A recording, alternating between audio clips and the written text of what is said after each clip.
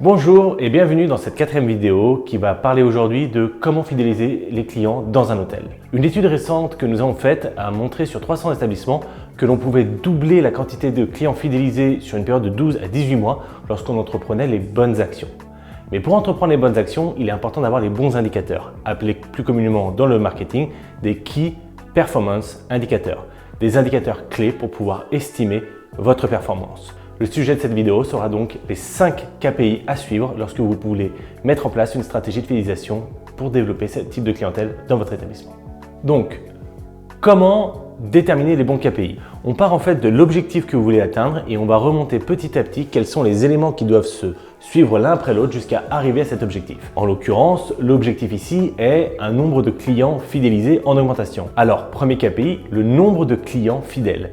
Attention, ne pas prendre le nombre de nuitées ou ne pas prendre le montant des réservations, car ces deux autres facteurs peuvent être influencés par d'autres choses telles que votre prix moyen, la saisonnalité, etc. Votre premier KPI est juste le nombre de clients fidélisés et fidèles dans votre établissement.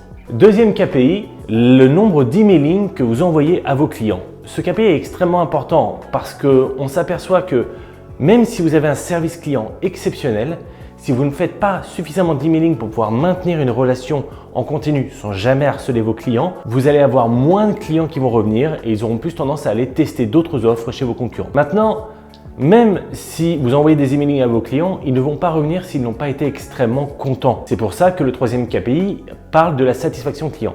Mais ici, la technologie que vous devez appliquer, c'est ce qu'on appelle le NPS, Net Promoter Score. Cette façon, je dis une technologie, mais c'est plutôt une méthodologie de classement des indicateurs de satisfaction. Ce que vous cherchez à savoir ici, qui sont les clients qui sont ce qu'on appelle des détracteurs, donc des clients qui ont noté votre hôtel de 1 à 6, c'est-à-dire qu'ils ne sont pas contents, ils peuvent parler négativement de votre établissement. Ensuite, des clients qu'on appelle des passifs. Donc là, ce sont des gens qui ont noté de 7 à 8. Simplement, ils sont satisfaits, mais pas waouh. Et ce ne sont pas ces clients-là qui feront du bouche à oreille ou qui se fidéliseront. Finalement, vous avez les promoteurs, ceux qui notent de 9 à 10. Eux, ce sont les clients qui parleront de vous positivement et ce seront ceux qui reviendront dans votre établissement. Donc, votre troisième KPI n'est pas votre taux de satisfaction, c'est le nombre de promoteurs que vous avez dans votre établissement, c'est-à-dire des clients qui ont noté de 9 à 10. Et vous allez devoir ensuite travailler pour transformer des détracteurs en passifs, des passifs en promoteurs. Pour le quatrième KPI, on doit donc avoir ce qui se situe avant le côté promoteur, puisque je vous rappelle qu'on fait des KPI en regardant une séquence d'événements qui s'enchaînent les uns après les autres.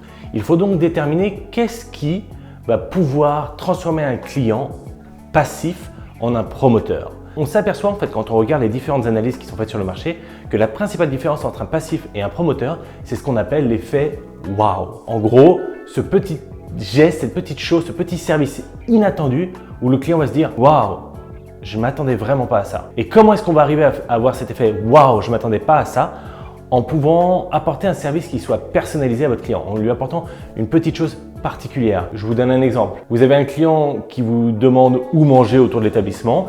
Option 1, vous lui dites allez au restaurant qui est ici à 5 minutes à pied, il est très bon. Option 2, vous connaissez votre client, vous savez que c'est un fan de pêche et donc vous savez qu'il aime particulièrement tout ce qui est fruits de mer et donc vous allez l'envoyer au restaurant qui se trouve non pas à 5 minutes mais à 10 minutes à pied en lui disant voilà, là-bas vous allez trouver des fruits de mer exceptionnels. Le client va y aller, il va apprécier et il va se dire waouh, j'ai découvert une adresse extraordinaire grâce au conseil que m'a donné l'hôtel et donc il va se transformer d'un passif à un promoteur. Maintenant, comment vous pouvez faire ça? En connaissant vos clients. Le quatrième KPI est donc le pourcentage de votre base segmentée, donc le pourcentage de clients pour qui vous avez une connaissance personnalisée de leurs besoins.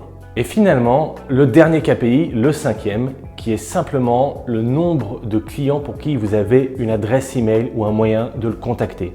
Téléphone portable, adresse email.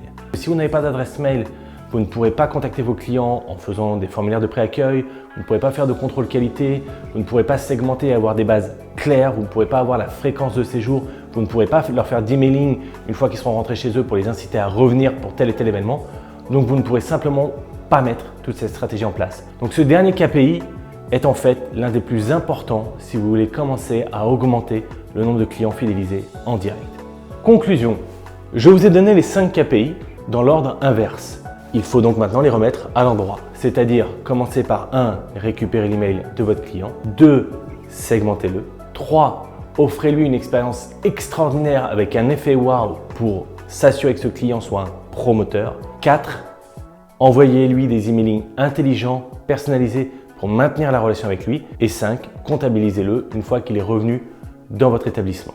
Donc voilà, vous avez les 5 KPI à suivre pour mettre en place une vraie stratégie de fidélisation dans votre hôtel. Si vous voulez avoir un petit peu plus d'informations sur ce sujet-là, je vous invite à cliquer en dessous.